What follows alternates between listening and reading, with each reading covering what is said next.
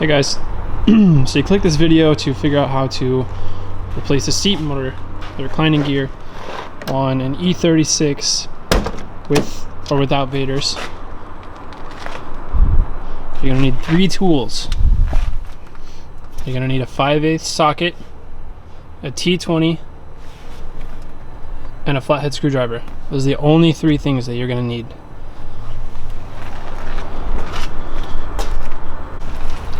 First thing you're gonna do, use the 5/8 to remove this bolt and this bolt at the front of the seats.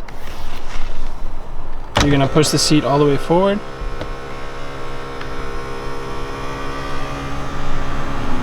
And come up here, unlatch the seat, bring it all the way forward.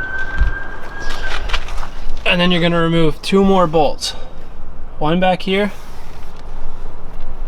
and one here. So once you have these 4 bolts out, you're able to get access to these wires. You're gonna unplug 4 things and then you're able to pull the seat completely out of the car. Okay, so once you're at the seat, you're gonna be under it. You're gonna see 2 motors. One's the reclining gear, one's this back and forward. You're gonna remove this bolt here, this bolt here. If you have this end piece, you're gonna remove this bolt and that one also. And then you're gonna slide this motor off, and then you're gonna undo this bolt and another one back here on the other side of that motor. You can only reach it once you take this one off. You're gonna let this hang, and you're gonna take that one off and you're gonna let it hang too. And the next step. Okay, so now once you have the motors off, you're now gonna have 6 bolts on this. They're all T20 heads. So you're gonna take this one off, this one, these 2, which are longer than the others, and this one. And then you're gonna use the flathead to kind of pry open the front of the motor box or whatever it is. And then you're gonna get inside. Okay, once it's open, you should see something like this and something like this. Right here is where the gear for the reclining goes. So you're gonna take your flathead and you're gonna pop this side out.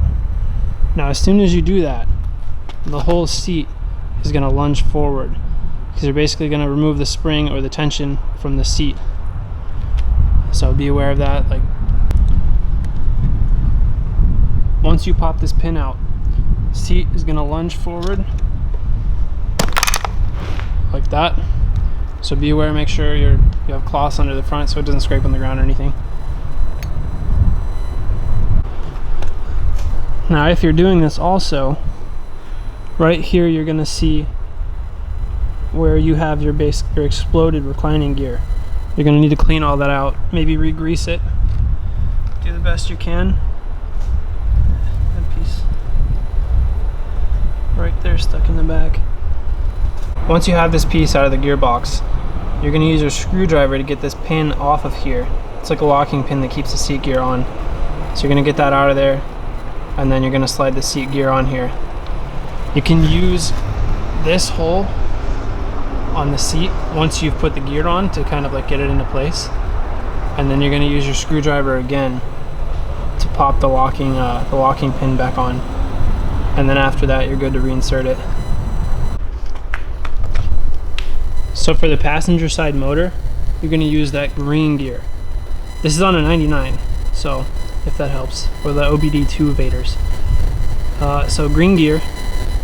On the driver's side, you're gonna use a white gear, and it's gonna be the exact same process as this. Once you've done that, once you have the gear on and you have the pin on, you're just gonna reinsert or place back on the gearbox plate. Put the 6 screws in, remount the motors, and then you're good to reinsert the seat into the car. And your reclining should work now. As long as your motors make noise, they'll work. While you're here, I should note that you should not over tighten these. Just tighten them like enough to keep them tight, because they will snap off, which I did on the driver's side, and then you're kind of screwed.